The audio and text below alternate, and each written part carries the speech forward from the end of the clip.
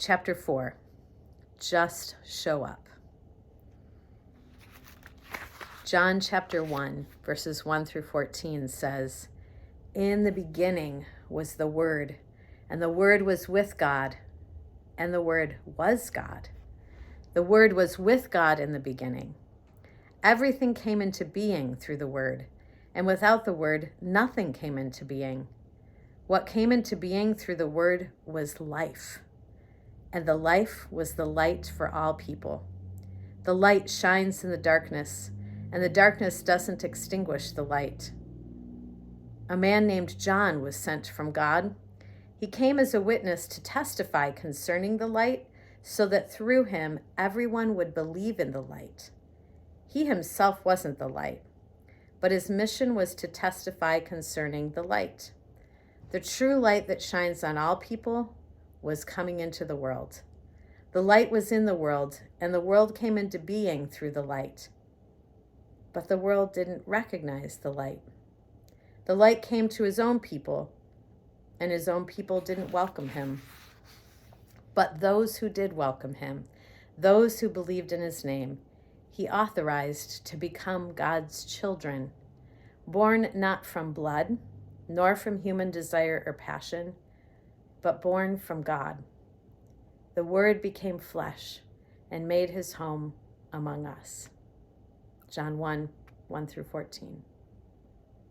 The Gospel of John's version of the Christmas story is more poetic and visionary than the accounts in Luke and Matthew. He starts in the cosmic realms through the Word. The Word in the beginning. Everything was created through the Word. In the Word is life. This life brings light that shines in the darkness. Big ideas and big pictures that suddenly transform into a one-sentence Christmas story. The Word became flesh and made his home among us. This one-sentence story came alive for me the year my husband and I bought our first house. Just one semester away from finishing my master's degree in the Chicago area, my husband transferred back to our hometown of Lansing, Michigan. These were the early years of online realty listings, and being a few hours away, I took full advantage of the internet. The unexpected result, we drove into town and made an offer on the first house we walked into. Neither of us is particularly impulsive. Rather, we are researchers who know what we want when we see it. What we wanted was not so much the house itself, but the neighborhood. After years of reading about social justice and short stints of renting in our church's area, we were ready to commit to the neighborhood. A high percentage rental area with hundreds of old homes with front porches was just the sort of place where our presence might make a difference. Though I went directly from grad school to working full-time, our connection to the neighborhood started right away. By the time the snow melted, we were settled in and enjoying our house's wraparound porch, built in 1875. Neighbors nodded hello, and the children quickly claimed our broken-down basketball hoop as the public park. Making baskets is much easier when the hoop is 5 feet high and tilted toward the players. Smiling adults and the occasional snack probably had something to do with that as well. Eager to make that house ours, we spent many hours painting, inside and out. As my husband Matt meticulously painted the porch spindles all white, our elderly neighbor ambled over chuckling.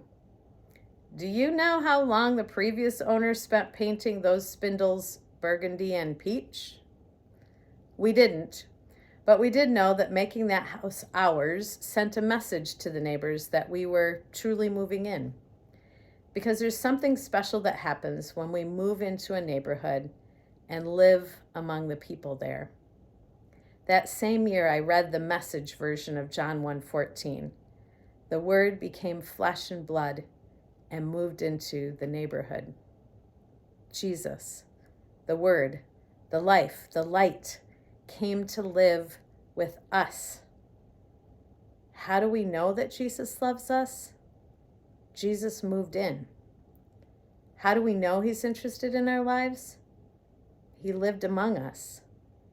What did the creator of the universe do to first bridge the gap between us? He showed up. Woody Allen is often quoted as saying, 80% of success is showing up. While we could argue the numbers, I think Woody Allen grasped the John 1:14 reality. In order to make a difference in any situation or in any relationship, we have to show up. A whole lot of people in our world talk about what is important and even who is important, but the people who make a difference are the ones who show up. They're the Christians who do their research by reading the Bible and spending time with Jesus, but they do not stop there. They then make the commitment to move into the world, to live among the people Jesus loves. They're the followers of Jesus who follow Jesus into the neighborhood and live there for a while. Maybe it's time for you to show up in a tangible way in your community. This might be your literal neighborhood, or a school community, your church, or even your workplace. Consider how you can show that you are committed not only to the place, but also the people there. Can you contribute to a neighborhood beautification project or a church cleanup effort? Maybe it's time to go out to lunch with a coworker who seems to be having a difficult time. It might be time to move beyond attending church on Sunday morning to joining a class or group or serving in a ministry. When we make a commitment, we begin to show our love. 3 continuing ideas. First, read 1 Peter 4, 8 through 11. What do you think Peter means when he says, love covers over a multitude of sins? 2, what neighborhood has Jesus asked you to live in? This could be an actual neighborhood or a specific community of people. Can you name it? 3, how have you shown that you are committed to that community?